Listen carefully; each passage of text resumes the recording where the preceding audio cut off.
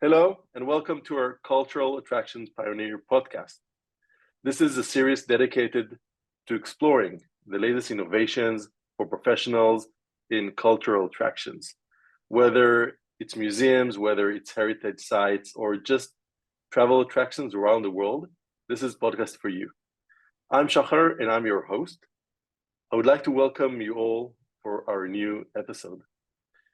Whether you're a curator, a visitor experience manager, or simply passionate about cultural heritage, you'll find this content very relevant for you. Today, we're thrilled to have Ana Moreno with us, a distinguished scholar and innovator at the forefront of integrating technology with cultural heritage. Ana, it's wonderful to have you here. It's wonderful to be here. So thank you for the invitation. It's wonderful. Yeah, I'm so happy that that we have this recording together with you. So let's start by a little bit about yourself. I'm curious to hear more about you and your journey. So can you share a bit about your background and what you're doing, please? Of course.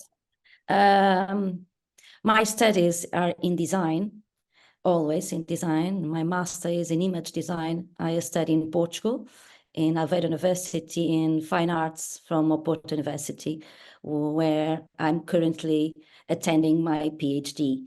I'm in the third year. I'm also a teacher of design in IPCA, in a polytechnical institute in the north of Portugal. And my PhD research is about how can we improve the visit to vineyards with new technology. Why vineyards? Also because I'm born in the north of Portugal, in the region of Douro. Is a wine region, really well known for Oporto wine. Yes. So this is why the region is the reason because I'm working in the vineyards, and also because as a graphic designer that I also do labels to wine. I have worked for like 8-9 years in this field, and I still do work in the labels for wine. So I have friends, client and friends that have the farms. So it's easy for me also to do this kind of research because I actually have the field to test what I want to do. So my background is design. I have passed for other fields of design, but my true passion is about history, is about museums, is about cultural heritage, since I ever remember myself, of being interested in something. So to reunite my two loves of history, museums, and design is wonderful. Amazing. I mean, we share, I think, the same passion for both heritage and history. May I ask you about, one of the things that I was curious about, it sounds like you're very much knowledgeable about winery in north of Portugal. What was the trigger that you decided to explore about AR, about how AR can make a difference for those wineries in the north of Portugal? It was visiting the vineyards, actually. When I was visiting, normally they have audio guide. And the landscape, we used to say that the landscape is the fingerprint of the identity of the region, because you have the walls that do like this. So when you see from the area view, it's really like a fingerprint. And it has so much history to tell. When you just see the landscape, you can understand the history of the region from 200 or 300 years from to now. So when I was visiting the vineyards and I was listening to the audio guide, I thought it can be better. And how can I do this with technology? Because I can't go with the visit with a book. It's just too heavy and just too complicated to open it. Just with a map is not enough. So how can I do it with technology? Okay, but the problem is which technology? And augmented reality, of course, virtual reality was not an option because I'm in the field. So I'm immersive in the reality, 360 degrees. So augmented reality felt for me that it would be a good option. And I'm understanding augmented reality not just as a technology, but also a medium, and also as augment reality, not just in the sense that I can put something in the reality and people can see in the mobile phone, because it must be a mobile phone, but still we don't have the glasses for everyone to use it. Still, we Right. don't, too expensive. So we must be with the mobile. And we want to augment reality, to put layers on reality, to not just understand it better, but also to feel it better, to create memories, to enlarge, not enlarge, but to make the experience better and memorable. So the challenge is right now, how can we use the mobile and use the technology and use augmented reality, also because we have some challenges, because we are in the open space. We are not Exactly. in an indoor space that you can't control everything. In outdoor, you can't control the GPS signal or the weather or the wind. That will be a huge challenge. But still, for me, the major challenge is how can we balance technology and not technology? Because too much technology, it will be an obstacle, I think, to the experience of an outdoor space. Too less technology, you will not understand the space. So this is a fine line that we must walk, and that is the fine line that I'm trying to discover, which is, still I don't have an answer to that. But the question of all the PhDs, which is this fine line, and what can we do with technology and without technology, and can we embrace both? I'm seeing this like reading a book, in the sense that when you read a good story, you are engaged with the story. And with the book, you can imagine yourself. You can do your own movie in your head. And that interests me a lot. I don't want everyone to have the exactly same experience, because we are all different. So Right. the book for me is a great example. How can we be engaged and still not having everything, and leave space to imagination? So I think leave space to imagination is very important. But still, I don't have enough data to be a statement of what I'm saying. This is an intuition that I have. Perhaps it's right, perhaps it's wrong. That is the whole journey of the PhD. But this is my question: is how can we deal with technology in Exactly. this kind of environment? Yeah, I mean, I can share that in our previous episode, we talked more about museums, which are indoor, and definitely using technology, especially AR outdoors, is a different environment. It's much more challenging, as you said, GPS and other environment um, parts are less controlled, so it's much more challenging. So um, I'm very curious to hear your thoughts about this matter, and if you have any recommendations for some of our listeners or people that are considering doing also outdoor experiences. And maybe the second question I had in mind is about what you said, is that um, yeah, I mean, AR is not VR, so you're combining the natural environment with technology. So there is a fine line, as you say, about not having too much technology, right? Because that way you can just do the experience in your living room. And I know it's an thesis, and there is a lot to research until there is more concrete results. But even if you have some initial results or intuition from your experience, um, I'll be happy to hear about that as well.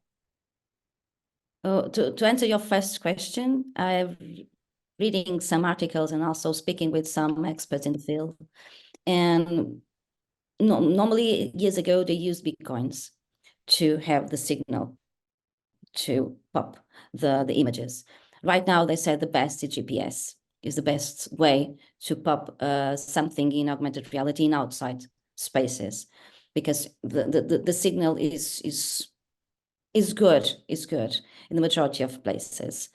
So that will be probably our choice is GPS. And also have something that doesn't need internet at all, that you can download it to your phone. This also can be another good choice, because if something fails, you still can do the experience. And the experience that I'm talking about is autonomous. It's not with a guide. It's when you go alone, because if you have a guide, probably will tell you the stories, of course. Still, I think it can be improved with technology, but right now we are focusing in autonomous visit. Yeah. And concerning to your Self-guided tours. self-guided tours, Self-guided tours, yeah. And concerning to your second question, or this fine line, what we are working now that still will, I presented in a conference, but still we are going to write a paper and to deep inside this model. It's a model that relies in museology, because we are crossing now museology, normally inside museology, but with outside museology, and seeing landscape as a museum object, but lived. That is a live museum object that is always changing and has 4 seasons, for example, and inside a museum you don't have 4 seasons. Doesn't anything changes inside a museum, and everything changes outside the museum. That is a great challenge, because everything is on mutation every day. And also crossing the profiles of interaction design and museology, we are starting to see that we can have a model with 4 points. One is the information. In the simple way, one is information, one is narrative, a third one is doing something, and the fourth one is aesthetic experience and contemplation. So when we touch these 4 points, in our perspective, you have a whole experience visiting something in outdoor spaces, and probably indoor spaces too. But outdoor is not an aesthetic experience, it's a more contemplation experience. And through these points, you can have or not have technology. And our challenge now is to find what extent we can have technology or not. For example, in contemplation, probably we'll not have any technology, just be there. And I think is a really good goal to create a memory, to be there. And exactly. For the other ones, you can hear information that is normal. In the museums, normally you hear information. You don't hear a story for the person that lives there in the first person. That can create empathy. So this both type of information is important to reach. There are some public that interested more in information and others in stories. Some of us in both. So we can leave to the visitor to choose between these. And a third one is to incorporate empathy, in the sense that I do something, so I put myself really in the shoes of someone else. So you can do something. And for example, in vineyards, you can put a basket in your head, you can cut the grapes, you can do some activities that actually have been done for other people. So like this, you enlarge the empathy. You have the narrative, the empathy, you have the role to be in the other shoes for empathy, you have the information. In all 3 compete to create memories, long-term memories, semantic, and I don't remember the second the second type of long memory is both informational and semantic to create this long-term memory. And the fourth one is contemplation, because in our perspective it's important to be in nature, to be just in nature. So perhaps it's something that is working in my perspective. I don't know if it will work with the public, let's see. But I'm very I really strong support just to be there for sometimes, just to walk, just to breathe, just to see, just to think in something good thought. So these 4 points is our model that we propose, also with the entrance, and also to live the application. If you see this in application, it's not application, it's more an experience. We are seeing more bigger than just an app. So this is our project and how we see we can manage technology if we touch these 4 points. The entrance is to just to give some information to the visitor how this will work. At the end is more memorabilia, in the sense to buy something, to take a picture, to share with friends. It's more like souvenir at the end, which can be some types of souvenirs, but that is a souvenir. So this is our model to respond to that question, which is the fine line between technology and not technology in a visit to a vineyard or to other outside spaces, because it's not confined just to vineyards. Exactly. Yeah. I think it's very to have this mental model, or this practical model that anyone can take and use within their attraction, their cultural attraction, their destination. Is very, makes a lot of sense. And I think it's something that that as time goes by and we have more data, and this field is rather new. I mean, around the world, we see more and more emerging destinations that are using it. But I guess that as we have more examples, then there will be more certainty. So it's great. You mentioned narratives, and which is something that I find personally is something that is very important, because eventually people are interested in the story, and technology is a means to provide that narrative. And what I wanted to ask you about is, in your paper, you discussed the importance of narrative in AR experiences. So what do you think are the importance of narrative for enhancing visitor experience in cultural attraction sites? I think it's so important, so important, because it's when you connect the dots. When you have information, you can forget it quite easily. But when you connect it with someone else, with a person, a real one, then you start to remember easily. I remember when I went for France, for example, it's my own experience. I visited a vineyard in France, and the one that made me to visit, it was the owner of the vineyard, and he told me the story of his family and his struggles to make wine. I remember quite clearly, because it was him. It was personal. I related to him, to his struggle, to his difficulties, to his victories. So narrative can be also broadened. It's not just a person, a real person. It can also be a music, can also be a poem, can also be a storyteller, a legend, for example, from the region. We can broaden this concept of narrative.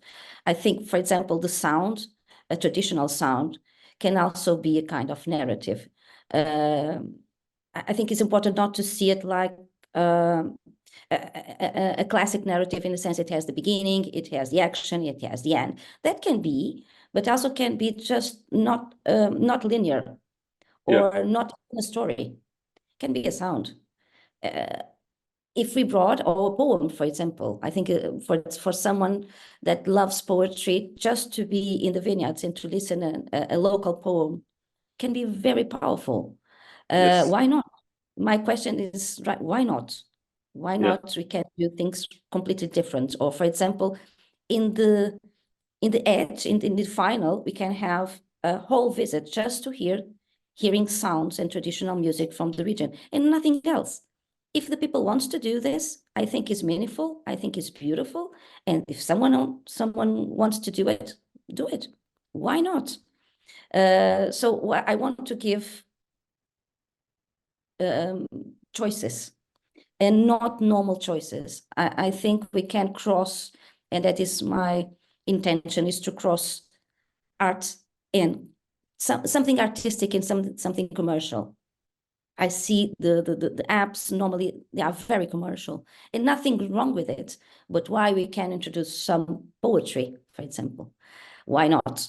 I don't know if it's going to work. Of course, that is my huge question. But I still think it can work this way.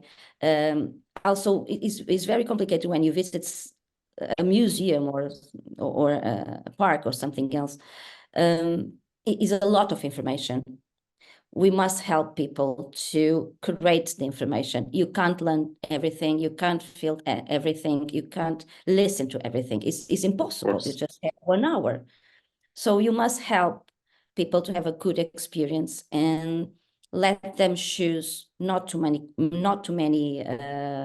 variables, because it's awful to decide and it's very difficult. So we must limit the decisions, but still give decisions. 1, 2, 3 at most, I think.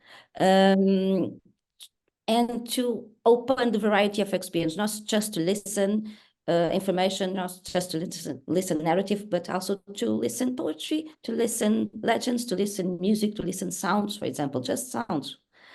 So I think narrative is really important to create this empathy, and it's important to also broaden the concept of narrative to a large number of texts and sounds, and not just the classical one, a linear one that sometimes it doesn't work because we don't have the time to do it. I don't know if I answered your question. No, it was perfect. No, it just to hear your insights provides a lot of information that is very practical. One of the questions I had when we started the conversation was, it sounds like quite a big project, especially for vineyards. I get it wrong all the time. Vineyards, right? Yes. Vineyard. So it sounds like a very extensive investment from those vineyards. So big museums or big travel destinations might have the budget for that, but in cases like these, it can be a very big investment that some would ask if it's the right allocation of resources. So in your perspective, what is the value for them? I mean, why it's worth the while to do this investment and to decide to go with such project of digitization and digitization of the experience? What value would they gain from doing such experiences? It's a really good question. For start, we want to do a model that can be used by others. We can exchange the content, but still having the same framework. The second one is, when you do this kind of autonomous visit, you don't have to pay anyone to go with the tourists. So you can have more tourists and less costs, because you don't have to be with them. They go alone to visit vineyards. So I think is the perspective that we see that can be useful to invest in this kind of framework in app, is in that sense, to diminish the need of a guide. Of course, some public will want a guide, and if you want, you'll have it. But from my experience talking with other vineyards that has already an application, for example, they said a lot of young people prefer the application because they go alone.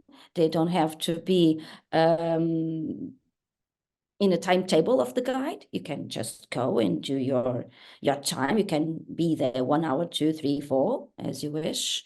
So that is also a good thing, probably to the youngest public, not to the oldest, perhaps. That is the way we think it can be viable to invest in this kind of application. Yeah, it makes a lot of sense.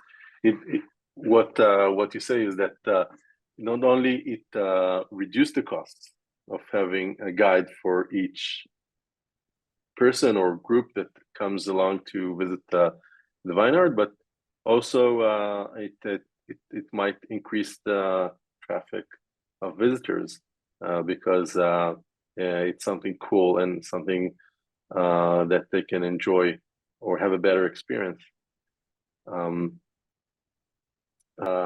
You mentioned generations, and people tend to talk a lot about the difference between generation Y and Z and others.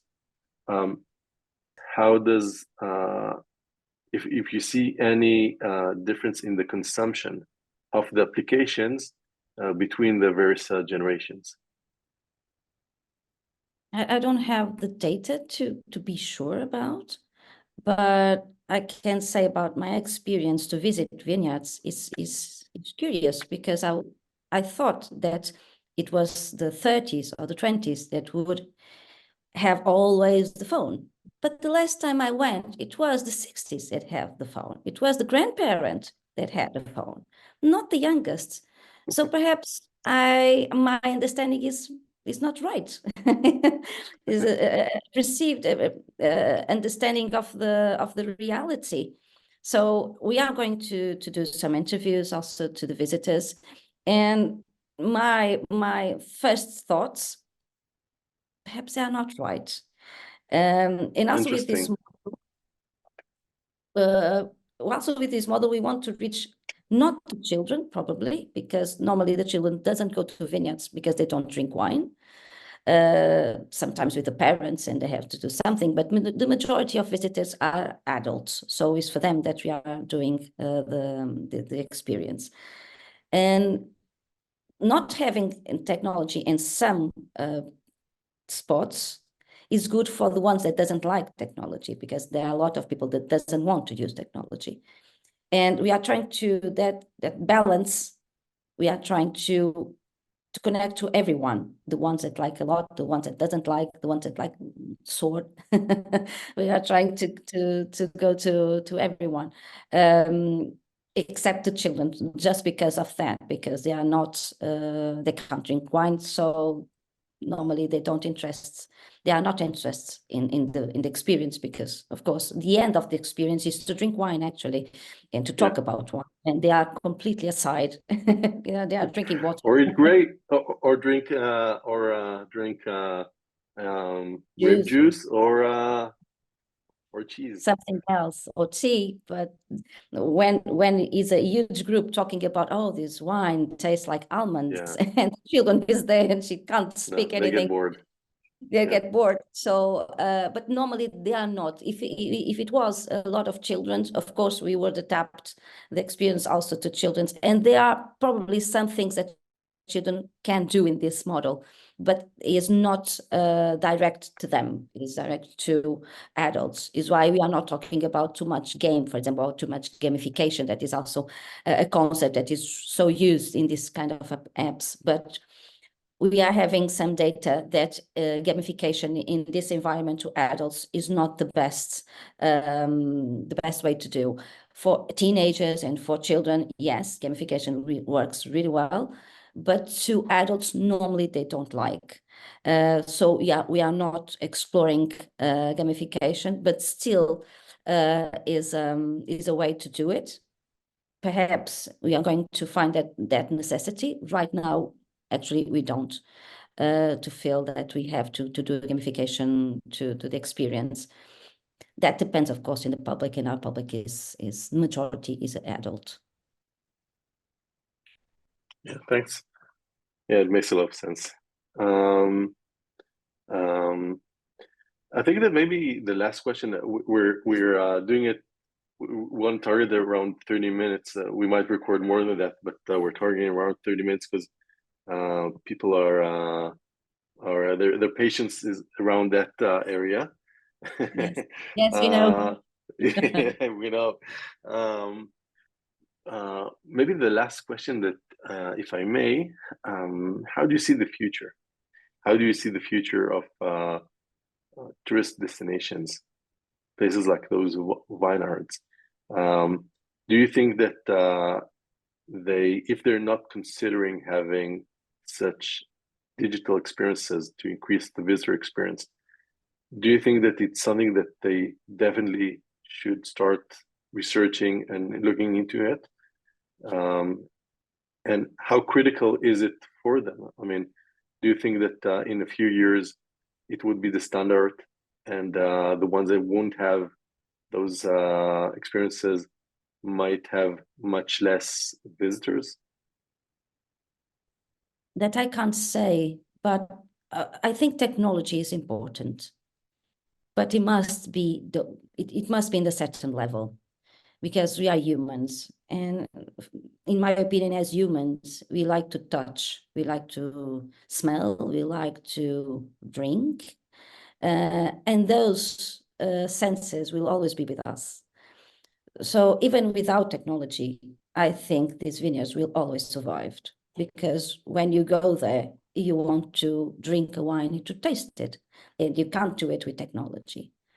But what you said is quite right. Technology will enter in the tourism sector, and is in tourism sector is growing. So they must adapt in the museums or in the vineyards.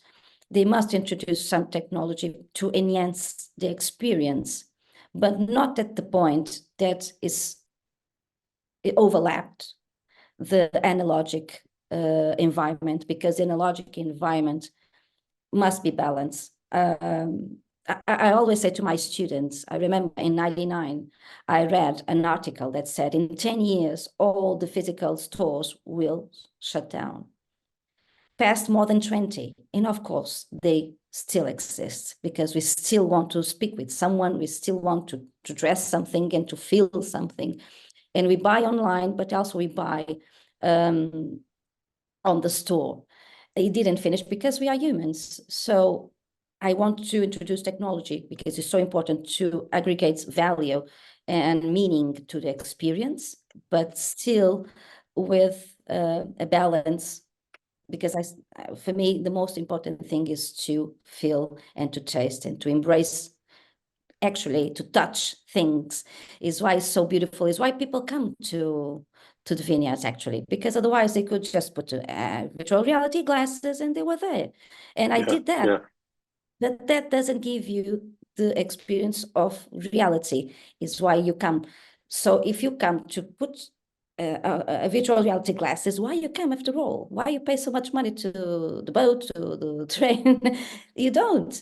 So it's why, in this case particularly, you must mix both very carefully. In a museum, in indoor spaces, perhaps it can be more technology because you are indoor, but in the outdoor is completely different, and the balance must be really well thought, in my perspective. Otherwise, we will miss the true sense of what is to be in outdoor space. Yeah, it really relates to one of the first points that you mentioned, is the balance between what's the fine line between technology and the physical world. And what I hear you, and I definitely understand that especially in the outdoors, the use of senses to feel the environment is a great part of the experience.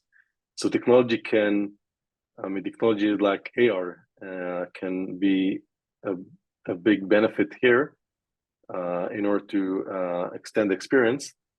In contrast to VR, which is a different type of experience, and you're less feeling the environment. So just to summarize, my take from that is, if you're an outdoor tourist destination, you should really consider AR instead of VR in order to preserve the natural experience that you already have. And you can consider having AR to extend, provide more information, to provide a narrative, things like that. So in some perspective, you can add to the experience those layers. But 60%, 80% is the natural environment that you're already in. Yes, that is my opinion. Is what you will makes us more human, and to remember more the landscape is just actually breathe the nature and feel the nature. And what I wanted to do is also to understand the nature. That is the third thing. What I'm trying to do is to understand nature, because if you feel it, it's just one part, not everything. If you just feel it and you don't understand it, the memory is short in my perspective. So I'm introducing that kind of layer, but it's a layer, it's not the whole thing. It's just a layer and above. It's like you said, it's 30%, the 60 or 70% is the reality.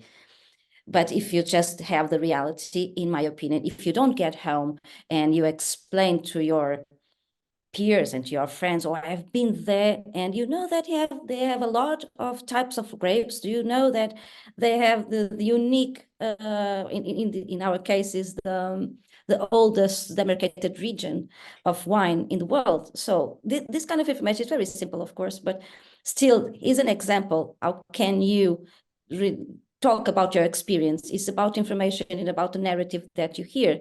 The sensations that you have is more difficult to explain. So it's a mix of both that I want. Amazing. Before we conclude, is there anything that you would like to share with other peers, professionals from the industry that we didn't mention, and it's important for you to say, to share with them?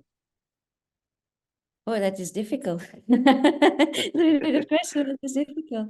By the way, you don't have to answer this question. It's an Of course. option. If you feel that the we're good, then it's good. No, it's good. The only conclusion I think is I would love to discuss with other professionals about this fine line. Because sometimes I just see the people want technology, and forgot about the rest. And also there are some scholarships that think technology doesn't mean anything in those environments. So this middle path that I'm taking, I think perhaps there are other professionals that think like me, and I would like to love to discuss with them, which is this fine line. I think there will be different opinions, of course, different from mine, but still together we can improve our experience of cultural heritage and museums by not be restricted to one opinion in the one side of the line, and the other side, with technology, without technology. We can find a middle path that can enhance the experience to the best experience, but still be human, to consider the two spheres of ourselves at the end. Yeah, I think discussion is very valuable, and having other opinions can take the discussion even higher, and perspectives that you might have we didn't think up until that moment. So for our viewers, Ana is inviting you, if you're also a scholar, a researcher in the area. So feel free to contact Ana. She'll be more than happy to continue the conversation about that with you. Yes. So yeah. So thanks a lot. It was a real pleasure, Ana. Thanks for sharing your experience, your knowledge with us today. And a big thank you for everyone listening and viewing us. I hope you got some great ideas. I got more than a few about how making outdoors destinations much more experiencing and enjoying. And please subscribe us, leave a review, and tell your friends about our podcast. Join us next time for more interesting talks, and saying goodbye until our next episode. Take care. Thank you so much, Shahar. Thank you so much for this interview.